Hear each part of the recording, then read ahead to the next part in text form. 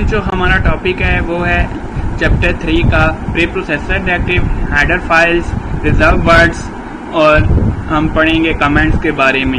सबसे पहले है pre processor directive. Pre processor directives क्या होती हैं? इंस्ट्रक्शंस होती हैं जो हम कंपाइलर को देते हैं before execution of actual program. अभी यानी प्रोग्राम एग्जीक्यूट नहीं हुआ लेकिन हमने एक एडिटर को या कंपाइलर को बता दिया कि वो रेडी हो जाए, उसके लिए काम आ रहा है। जिस तरह हमें कोई कह दे कि हमें जब कोई भी बुलाता है तो हम समझ लेते हैं कि उसे हमसे कोई काम है, तो हम पहले से रेडी होकर जाते हैं। इसको हम कंपाइलर डायरेक्टिव भी कहते हैं और ये हमेशा हैश सिंबल से यूज होती है।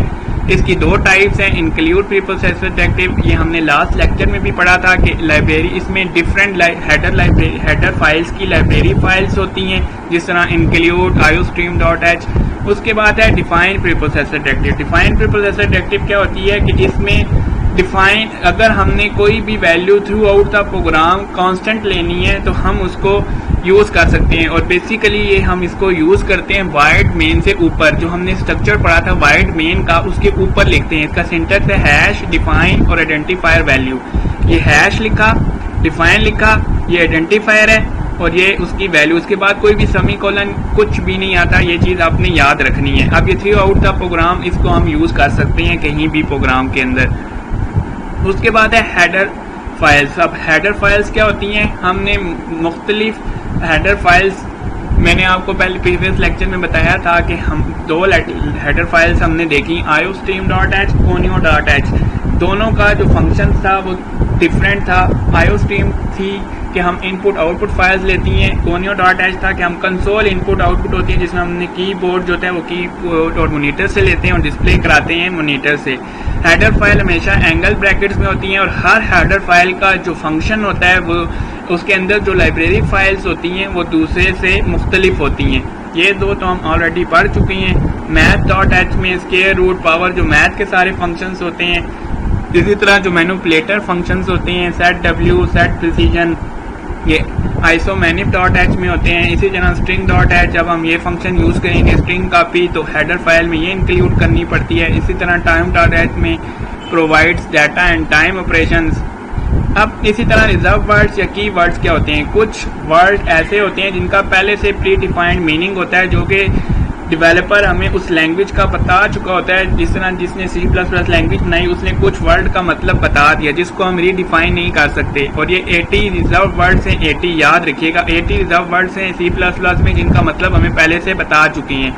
इफ मीन्स ये कंडीशन के लिए यूज होता है। वाइट मतलब इसमें कोई भी चीज रिटर्न नहीं होती। ब्रेक मतलब कोई भी चीज प्रोग्राम उस लूप से बाहर ले आता है। यानी ये मुख्तलिफ कुछ की वर्ड्स हैं जिसका मतलब पहले से उसने हमें बता दिया। जिस तरह हमने सी इन सी आउट देखा, सी इन मतलब इनपुट के लिए, सी आउट मतलब आउटपुट के लिए। अब ये हमें पहले से उस डेवलपर ने बता दिया है, इसको हम रीडिफाइन नहीं कर सकते।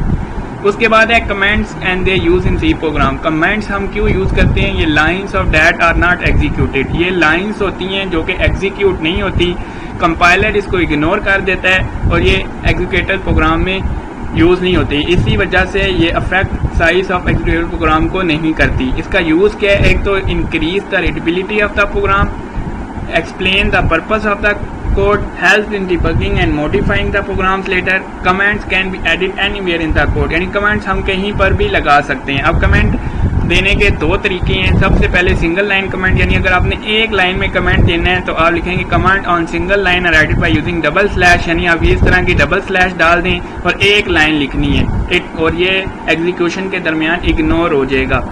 इसी तरह मल्टी लाइन कमेंट्स क्या होते हैं? आपने यूँ लिखना है पहले बैक स्लैश, फिर स्टार और फिर जितनी मर्जी लाइन्स और फिर एंड पे जब आप क्लोज करेंगे ये स्टैरिक और ये लाजमी डालना है। सिंगल लाइन में क्लोज करने की जरूरत नहीं होती क्योंकि वो सिंगल लाइन होती है, और जबकि मल्टी लाइन कमेंट्स में आपको ये चीज़ करनी पड़ती है। कमेंट बेसिकली इस वजह से लिखते हैं कि फर्ज करें आपने कोई सॉफ्टवेयर या कोई प्रोग्राम बनाया, आप वो कंपनी छोड़कर जा रहे हैं तो नेक्स्ट आने वाले को वही सॉफ्टवेयर दोबारा बनाने के लिए, यानी उसमें और फंक्शनलिटी ऐड करने के लिए पहले प्रीवियस कोड को समझना पड़ेगा। अगर आपने उसमें कमेंट्स लिखे हुए हैं तो उसके लिए बहुत आसानी हो जाएगी कि वो उसमें चेंजेस कर सकें। तो इसलिए हम कमेंट्स जो हैं वो लिखते हैं और कमेंट्स प्रोग्राम पर कहीं भी लिखे जा सकते हैं। और इसका कोई अक्सर इसमें दो क्वेश्चंस इंपॉर्टेंट है, एक why the comment do not affect the size of executable program और एक इसका व्हाट इज द